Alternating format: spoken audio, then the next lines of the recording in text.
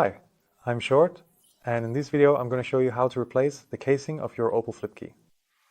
It's a flip key that has really been used a lot over the years, from a Mokka to the Corsa to the Insignia. It was very common and it's not very difficult to transfer, but it is recommended to use a flat screwdriver and a pair of pliers. We're going to start as follows. Here I have the cut key. And the difficulty with this key is that it is glued all the way around. So it's not attached at a single central point like a new key, but all around. We can very easily prevent this by taking a pair of pliers that we want to use to move the arms apart. It doesn't have to be a pair of pliers that only works when you squeeze it. You can also use it the other way around, but we place it in the opening under the key bit, and now we move the arms apart. And even with that thick layer of glue, it almost always breaks open. Well, the old casing is not always usable anymore after this, but in principle that's not a problem because we're immediately switching to a new one. Now, of course, the new one is put together a bit differently. The new one doesn't have a logo, but it does have a little screw underneath here. So we just insert a screwdriver into it. I unscrew it completely, and again I use a pair of pliers to separate the two halves. I'm doing it very carefully. Of course, I don't want the key blade to suddenly fly off in all directions. There's still a bit of tension on it, of course. And now I place the electronics into the casing.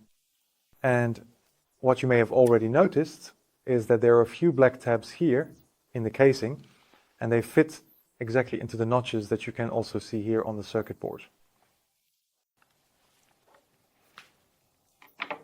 Well, you're probably wondering, before we close up the key, what are we going to do with the key blade? There are two options for how you can get your key working again in a moment.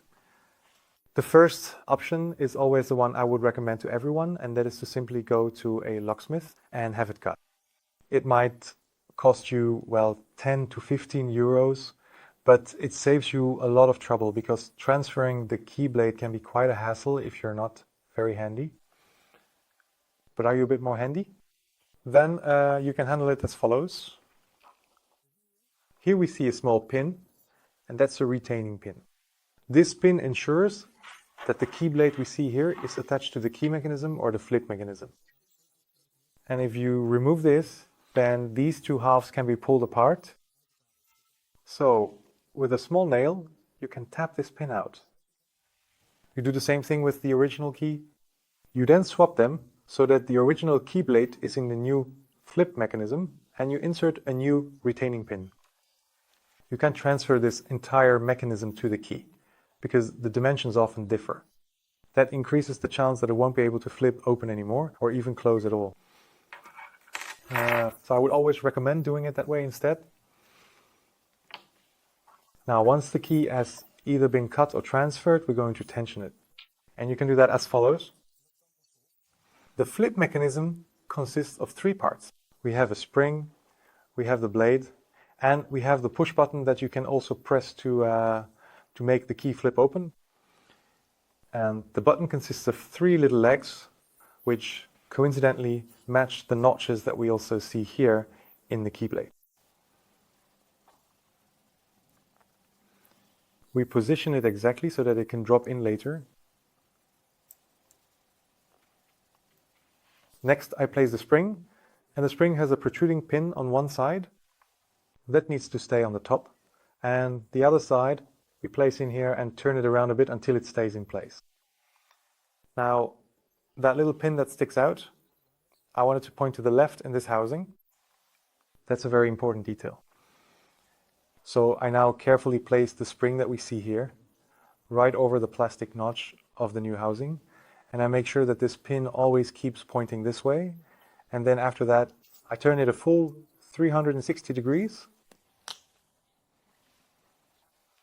Once we've done that, we can now close the two housings together. I always prefer to do it this way so that the circuit board can't fall out. Click it shut properly.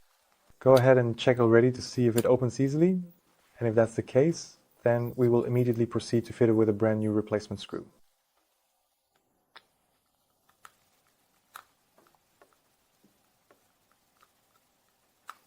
We tighten that, and then there's just one thing left to do, which is to open it again and replace the battery.